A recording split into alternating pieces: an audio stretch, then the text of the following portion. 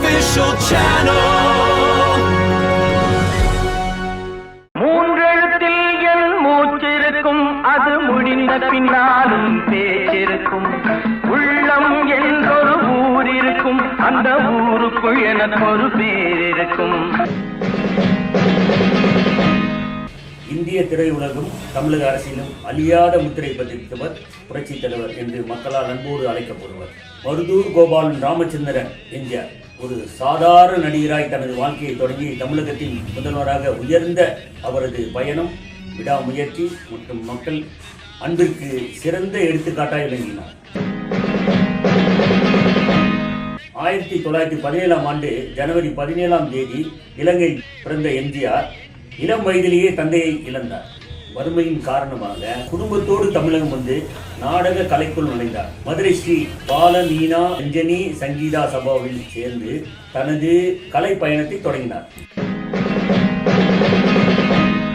1936இல் சதி லீலாவதி திரைப்படம் மூலம் திரையுலகில் அறிமுகமானவர்.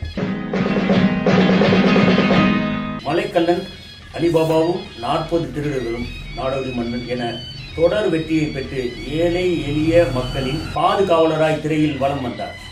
அவரது படங்கள் பெரும்பாலும் சமூக நீதியை போதித்ததாகவே அமைந்தன.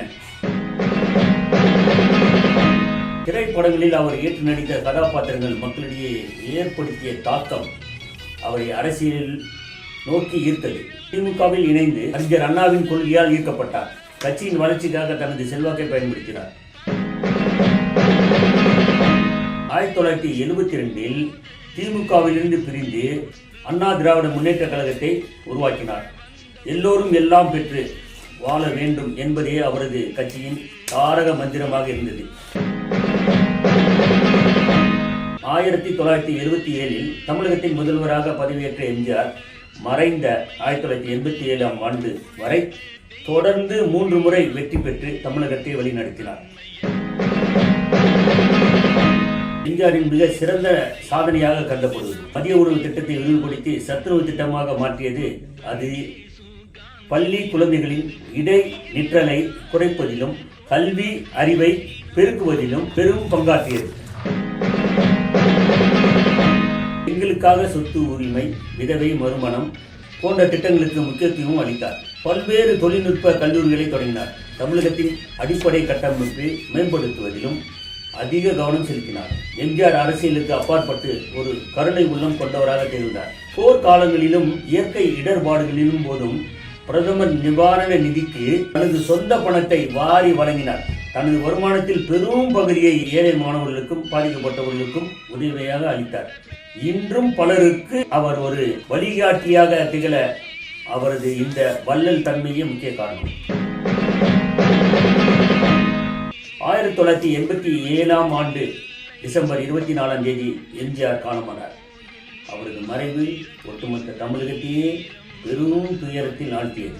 அவரது சமூக சேவையை பாராட்டி அவருக்கு இந்திய அரசின் உயரிய விருதான பாரத ரத்னா வழங்கப்பட்டது. அவர் மறைந்து பல ஆண்டுகள் கடந்தாலும் இன்று வரை தமிழகத்தின் மிக செல்வாக்கு மிகுந்த தலைவர்களில் ஒருவராக மக்கள் மனதில் நீங்கா இடம் பிடித்துள்ளார். எம்ஜிஆர் வாழ்நாள் முழுவதும் அந்த வாக்கை மெய்ப்பிக்கும் வகையில் வாழ்ந்து காட்டினார். எம்ஜிஆருக்கு நிகர் இந்த உலகில் யாருமே இல்லை. வாரி வழங்கும் வள்ளல் என்ற மாபெரும் பெயரை கொண்டவர் எம்ஜிஆர் ஆவார். ஏழைகளின் விடிவெள்ளியாக திகழ்ந்தவர். அவர் மக்களின் மனதில் இன்று வரை நீங்கா இடம் பிடித்துள்ளார். இதை போன்ற எம்ஜிஆரின் விசுவாசியான எனக்கு கூட முதலில் யாரை வணங்க வேண்டும் என்றால் தாய் தந்தை கிடையாது, எம்ஜிஆரை தான் வணங்க வேண்டும் என்று என் உள்மனதும் சொல்லும்.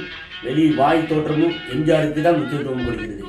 எம்ஜிஆரை நேசிக்காதவர் இந்த உலகிலே இல்லை.